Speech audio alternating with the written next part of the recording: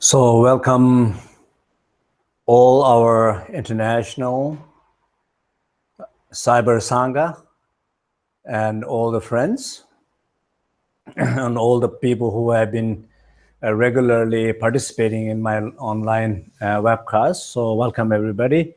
So before I begin to teach, I wanted to just overview a few things so that many of you who are participating first time, so you have some idea what's happening, and also so how you can continue for next 6 months, and just kind of a little bit overview and introduction I wanted to do.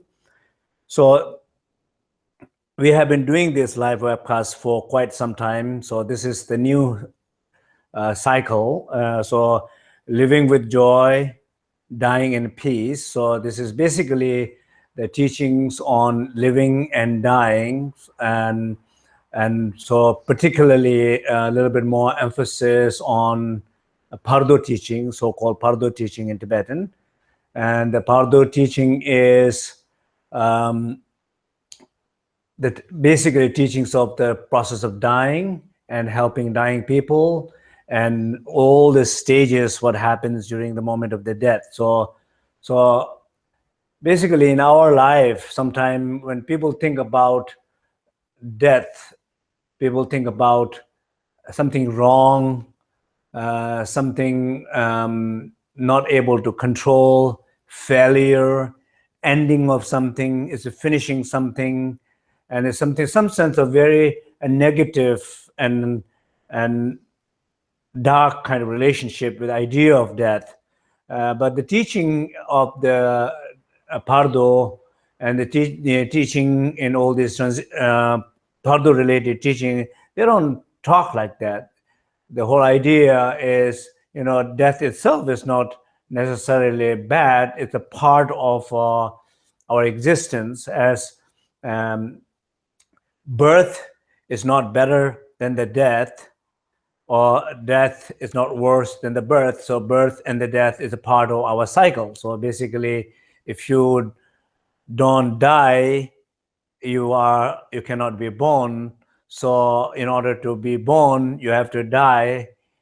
So it's like a cycle. So basically, there's nothing wrong about it. So I hold also, so during this teaching, how we can not wait for that moment, how we can live our life fully as the life that we have in this moment. All of us, we have life, how to really fully live this life that we have, make the best out of this life, and make the best out of any difficult situation even you face, to always see what you can do the best out of those difficult, challenging situations, and to understand as we get closer to the process of dying, to understand all the stages of what goes in our own mind and emotionally, and close to the death, the process of dying, what happens after the death, during all this transition, how much we can be prepare ourselves, how much we can be conscious, how much awakening can happen during those moments.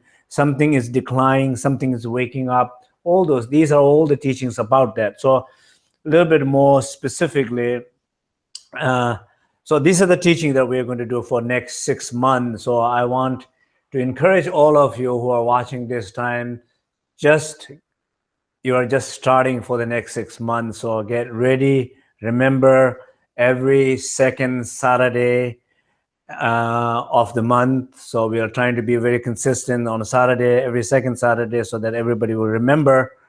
And so remember that, write down on your calendar and let other people also know. So these are, I always ask people that you don't want to tell anybody who don't want to do it, but you wanted to let people know who really looking for it and not finding it, or just informing with couple of social clicks in the social network, and you're helping them, you're helping us, you're helping your friends. So I very much strongly encourage to do that. So this is the 6-month course, free monthly live webcast. So this is all like for free. So I am able to do that because we have so many wonderful people around the world helping me to help all of these webcast teachings. And also, right this moment, there are many people who are doing translations. And also, I'm very, very grateful at everybody's all helping. So we're able to make these things all free. So let other people know. And there's a discussion forum where people can share your experiences. And I know there are like a ongoing cyber sangha. So there's a concept of cyber sangha. So sometimes people that I have never met, but in person, but people who are able to listen to the teaching, able to feel connection with the other people who are listening to the teaching, share their experience, feel some sense of community. I think it's wonderful, this platform. All the recorded webcasts are available, MP3, or you can download it on MP3. And then there are some, I think, printing materials also available. So all these are available on ligminchalearning.com. So you can learn all those informations. Yeah, so sometime, any of you, I know like many of our Sangha members in different places, you're trying to organize these teachings to come together as a Sangha. So if you wanted to send some of your group photos so that you're having a great time listening to the teaching, and so you wanted to share us. And it's always, for me personally, nice to see different places people are gathering together, listening to the teaching. You're welcome to send some photos if you want on webcasts at ligmincha.org. So basically, these are all little information now.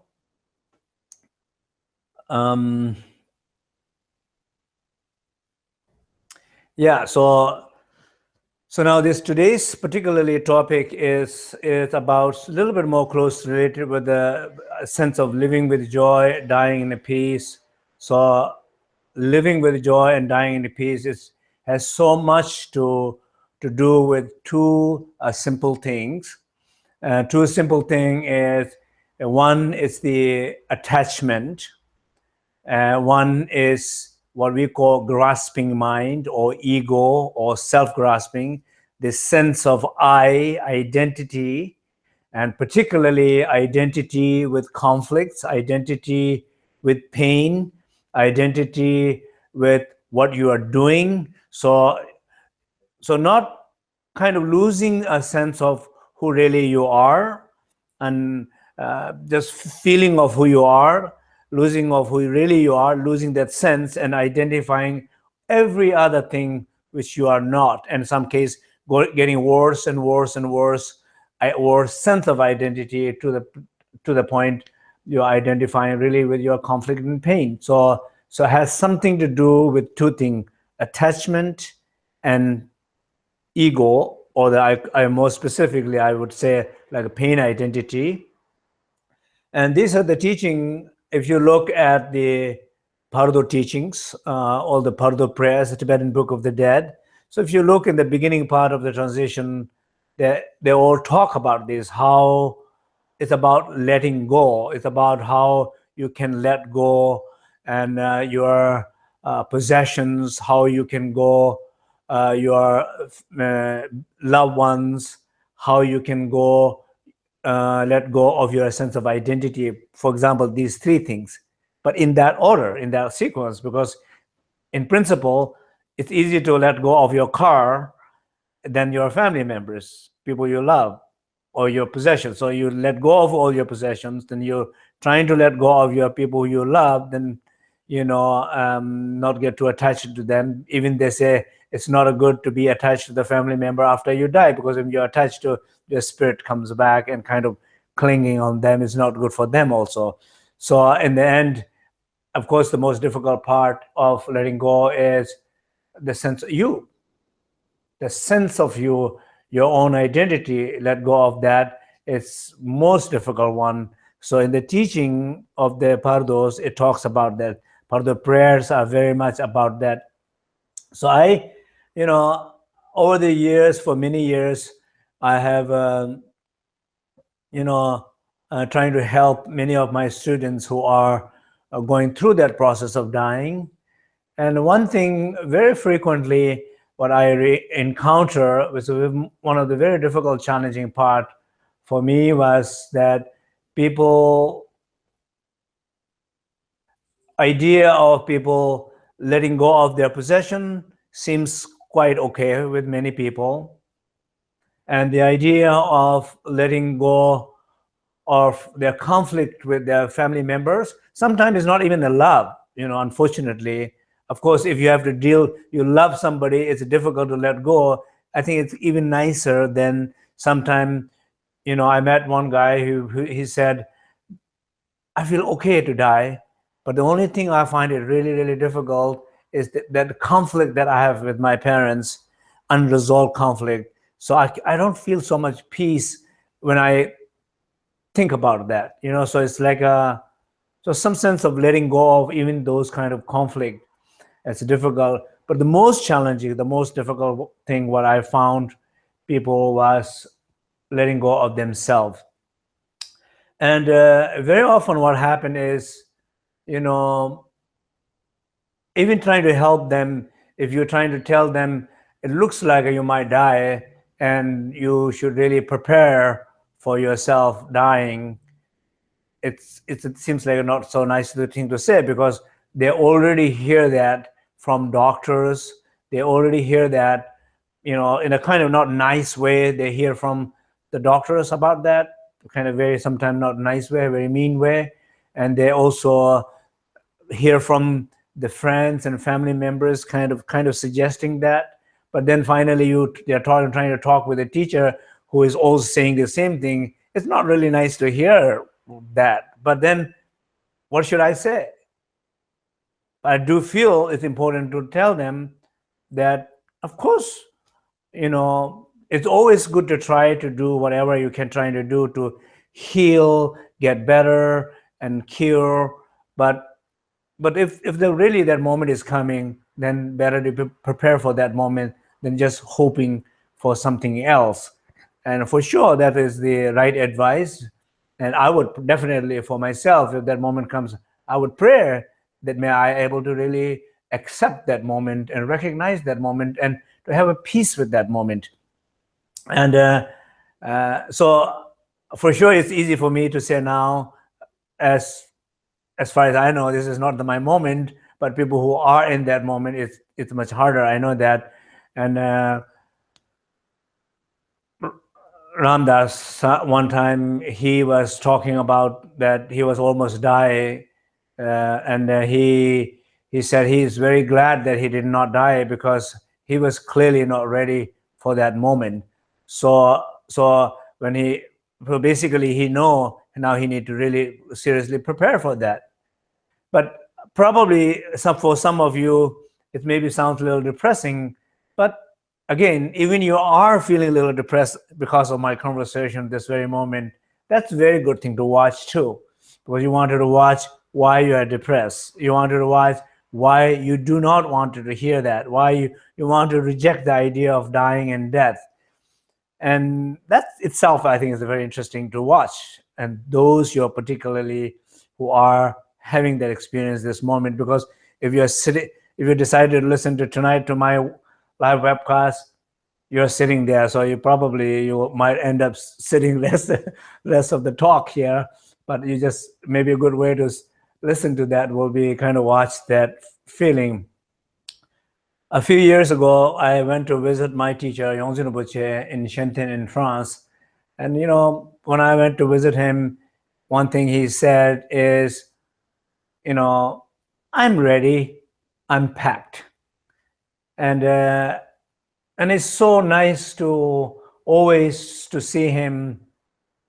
I just came back last few days ago visiting him. It's always so wonderful to see him, to feel that unwavering devotion, connection to him over 40 years. It's just the same and stronger every year it gets. But also appreciate so much how he is, in that sense that he is like a child. He like likes to joke, he likes to play, and he says, I'm ready to pack. And he, as far as just being taking care of the responsibility of the centers, the monastery, and everything, he have let it go for a long time. And so it's always beautiful for me to see him that he have let go of that already. So it's not like he's coming to that last moment, but he have already got that number of years now, and many years now, in fact. So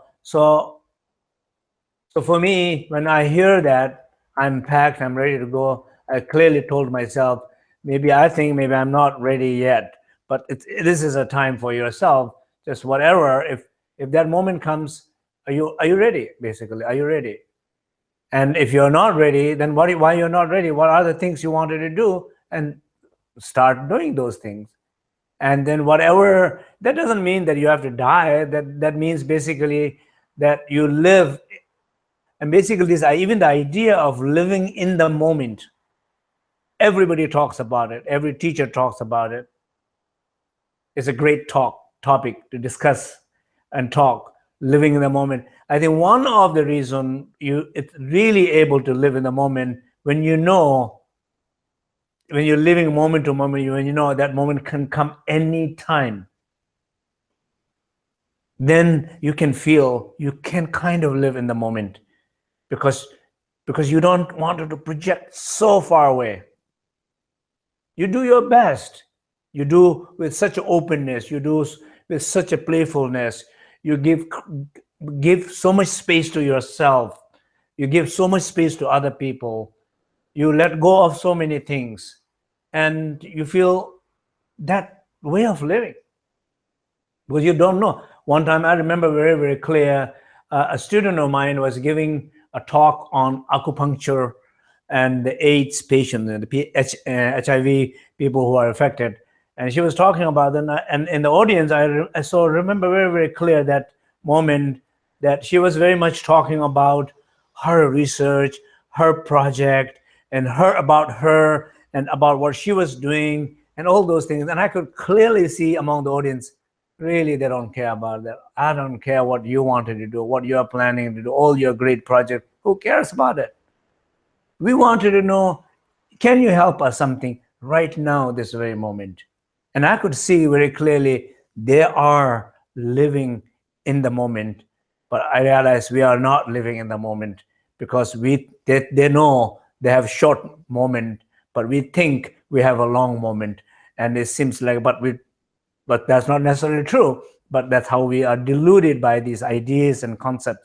So in a sense of the whole idea of even really like making the best out of your life, even you're going the most challenging and difficult challenging moment, a moment of pain, you can always ask even the question about what I can do the best out of this worst moment, the most joyful moment out of this sad moment, productive out of this confusing moment, what I can do the best out of the worst. And if you ask that question, you always find a great answer for that. So I think it's very important for us. In a way, the only really way to live fully is to live in the moment. And only way to live in the moment is able to go this attachment that I was talking about. For example, one thing is very funny, that if you look in our life, there are a lot of things that we expect. Like we expect happiness, but what happened, we always kind of run into sadness. We expect some joy, we end up feeling very sad or confused. Why this is happening? Maybe you're looking for really a great relationship in your life, and you're looking and you're looking and you're looking, and finally maybe hopefully you find somebody, and then you feel, now I've been suffering, I've been lonely and sad, finally I meet somebody, and now I should be supposed to be happy. But then maybe slowly It doesn't look like that happy, and slowly you're sad again. Slowly it's confusing again, angry again, disappointing again. Why? Because you're getting too attached to the situation. You're getting too attached to that person. You're identifying with that situation. You're identifying that person. That's why. Because so what do you think is possessing something or possessing somebody might give you a joy, but that doesn't give you a joy. That gives you a sadness and confusion. When you possess, when you grasp somebody like that, when you identify with somebody like that, it does not give you joy. But funny thing is, you are expecting joy out of that situation and out of that person. But what is really giving, it's sadness and confusion. Why is giving sadness and confusion instead of joy? Only reason, it's grasping mind. We call Dzogchen, self-grasping mind. What I'm calling here, you're identifying with that. You're identifying with that. So just, of course we all do. It's not a question about we don't do that. But what I'm trying to say here is, can we, like discussing like that, can we open? Can you look at yourself? Can you see yourself doing that? And can you see yourself expecting joy? Can you see yourself getting confusion and sadness? Why? Because being too attached, because too grasping. So you can say, okay, why? Let's say this way. Why you wanted to do that? Why you want to let go of attachment and grasping of mind? One very important reason, because I realized the stories that I told you before, that many people, when I see last moment of their life, it's very, very difficult for them to let go. Possession is easier. Family is harder. Themselves, they cannot let go. I think we should pray like my teacher, that the way he feels. He's ready, but he's enjoying his last moments. He's enjoying. He's so kind with everybody around him. He's so open. He sees other people. He sees other people's need, other people's pain. But he feels he's ready. But people who are not, why they are not? The only reason they are not, because they did not exercise enough during their lifetime.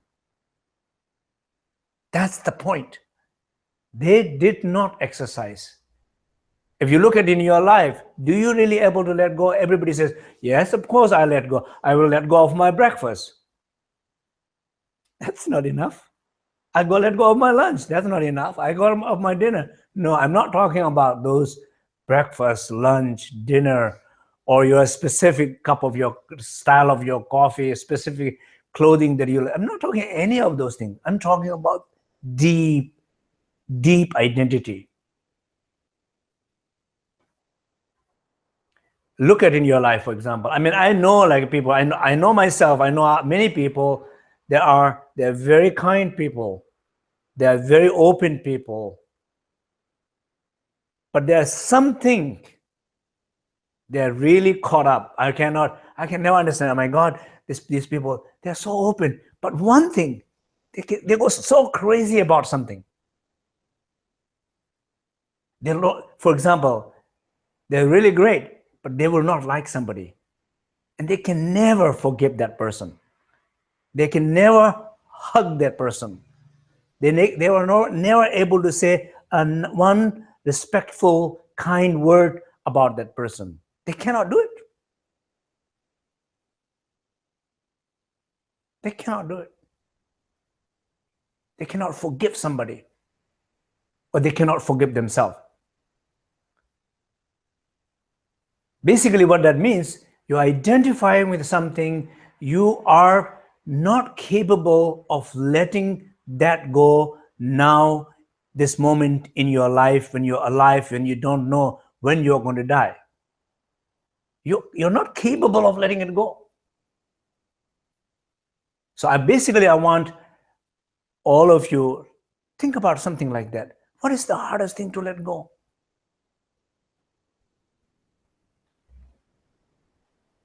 This moment in your life, what is the hardest thing to let go? Or what is the 5 hardest thing to let go? And we will not talk about the number 1, we will not talk about number 2, we will not talk about a 3rd, 4th. Let's start with the 5th one, the last one. Can you try that? Can you try to let go of that? Can you forgive somebody? Can you forgive yourself? Can you talk to somebody? Can you hug somebody?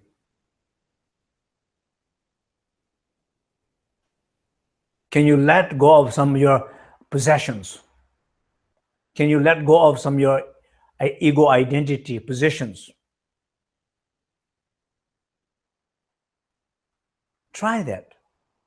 If it's really one of the difficult one, and you never thought of letting go of that, and now during this webcast, you have some idea of trying to let go of that, and maybe next webcast, if you say, yes, I never ever thought of letting go of so many things, but not that one. But last webcast made me think about it, and I worked for a whole month, and I feel I haven't let go completely, but I'm quite comfortable of idea of letting go. Great success. That's great success. Probably a month later, you will let go. So what? Maybe you can say, so what? I'm going to explain it a little bit more.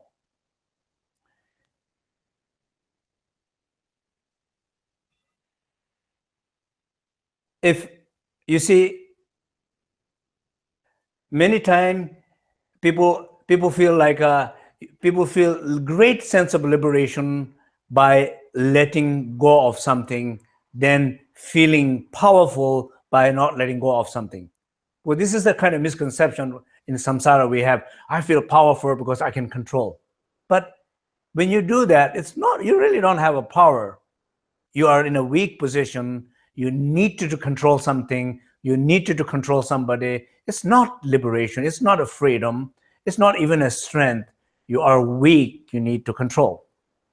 But the real sense of power or strength or confidence or certainty or freedom you feel when you actually let go of that, not control of that. How often you feel that? I know, like, probably all the great masters of the past, that's what they have in common. Many unsuccessful politicians and kings and the dictators, they have the opposite experience. They die with those powers, which is really not a power, but weakness, sadness, and also where they die, not really die that nicely. So that, I think, one thing that I think is very important to understand is that it's not, you're getting the sense of joy and freedom by letting go, not by grasping, even though we believe deep inside, we believe I will feel more powerful and more, I will be happier if I get it, if I can grasp it, if I can control it. You got it wrong completely. We all got it wrong. But the only thing is when you begin to think it's wrong. When you begin to change that habit, or when you begin to witness some glimpse of experiences of, wow, such a joy to let go, such a freedom to let go. Wow, this is such a joy to give somebody than always receiving something. Yes, for sure there's a greater sense of joy by giving than receiving if it's truly coming from openness. For sure, there's a greater sense of liberation by letting go than controlling. But have you ever have experiences like that? Do you wish to have one like that? Try that. I think that is when we were talking about letting go of attachment and identity. This is what I'm talking about. And also it's directly and very closely really related this whole idea of notion of making this life, living this life fully, joyfully, helpful way. Only way to do when you address these issues a little bit more closer, a little bit more personal, a little bit more areas that you never went close enough to that area. That's, I would recommend that.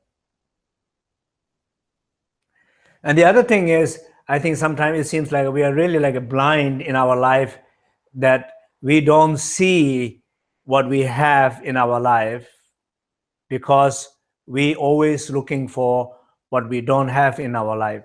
Why we do that? Because when you look for what you don't have, you feel pain. When you see what you have in your life, you feel joy. Then you can say, so then why we do that, right? If that's true, if you can see what you have in your life, it clearly makes you happier. And if you can see you are sad because you're always chasing what you don't have in your life, why we do that? Because the only reason is that when you're sad, it feeds the ego. Ego survives. Your sadness, your pain, your conflict, your collective conflict that when you're able to produce with others and families and people, your ego survives. It's the ego's work that trying to confuse you. I always say that ego have confused you entire your life. Now it's the time for you to confuse your ego. And if you try, you might have success to confuse your ego. And then when ego is totally confused, you have this moment of confusing ego, moment of awakening moment there. So this sense of finding what you have in your life, just exercise that. Maybe count 5 best things what you have in your life, what you are thankful of in your life, what you are grateful of in your life. 5 things. Every morning you can do informally. You don't have to sit a meditation position. You're driving, you're getting your cup of coffee. Just think about 5 things what you're grateful, what you're thankful. I'm thankful that I'm alive. I'm thankful I can walk. I'm thankful I have great friends. I'm thankful, whatever that is. Count those blessings, I think, and also recognize that what you are after, something that is something you don't have, something that you never might have, something it doesn't really make sense to go after, something might not turn right in the future. Just reflect a little bit more and giving more space and letting go of them more, letting go of them so that you don't feel like a continuous desire to pursue the pain to survive your ego. So I think that will be also some little exercise that one can do in order to feel more a joyful life.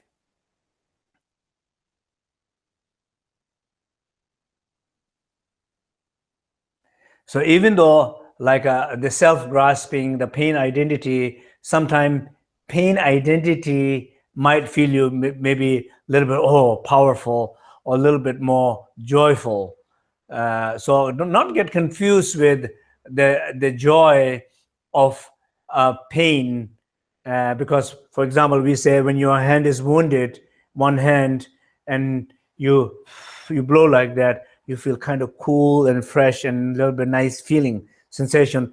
And the other hand, when you don't have any wound, you blow like that, you don't feel anything particular pleasure because you don't have a pain there.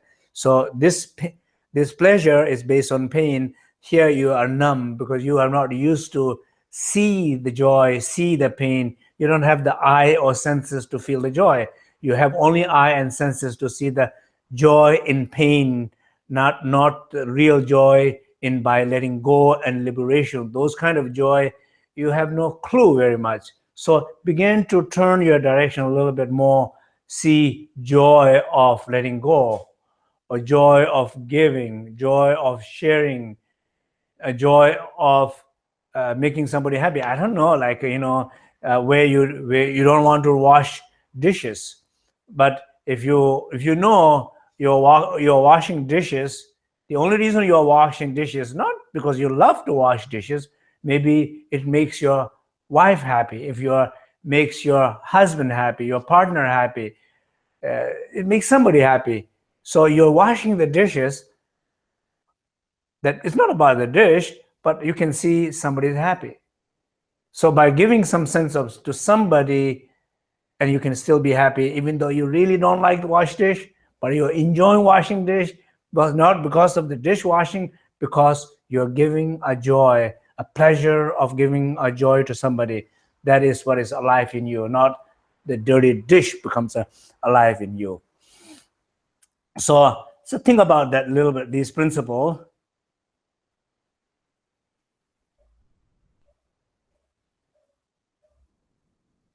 And also, like, in terms of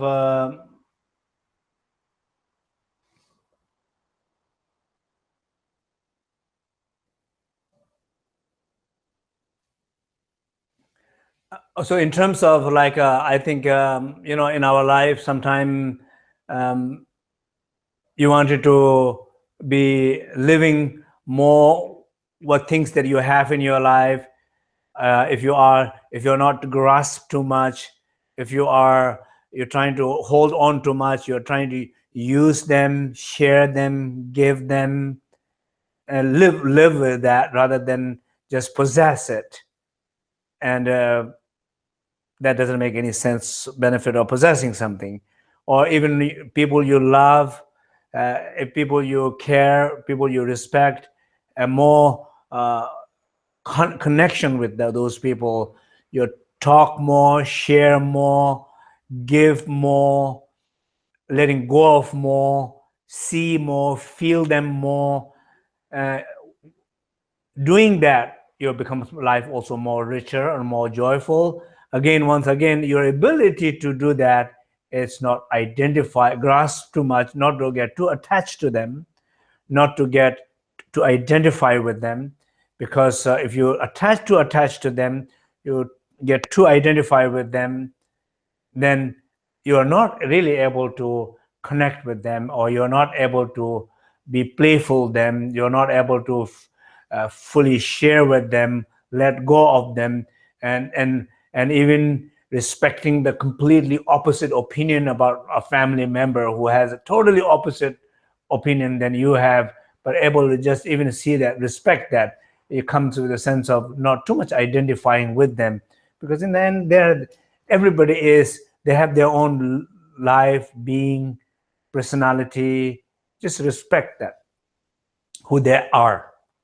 And obviously, in order to able to do that, who they are will depends very much on who you are. Because if you are able to see more who you are, then you are able to see who they are. Because I think most of the time we control people is because we identify with them. Reason why we identify with them is because we have not found ourselves. So we have to find somebody to identify with. We find somebody else, then we get confused. We get confused with somebody else being yourself. So in terms of the success in relationship, in helping other people, in even in social work, I spoke a lot of those kind of principles in my the service webcasts. All the service webcasts is that when you don't identify with also what you do too much, and then you're able to help more. Because if you identify with what you're doing too much, because you really, first of all, you don't see so much what you can do, because you are identifying too much with what you're doing that particular moment. And when you identify too much, your spaces closes up, you narrow down so much, so it absolutely does not work.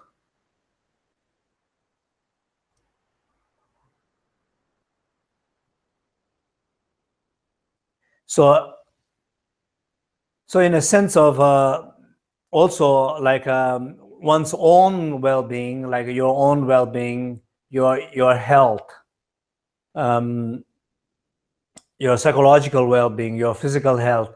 Even in that sense, I think it's really important to, able to fully rest, and in order to able to fully rest is not grasp. And not grasp means not try, not put effort. So putting effort, grasping, identifying,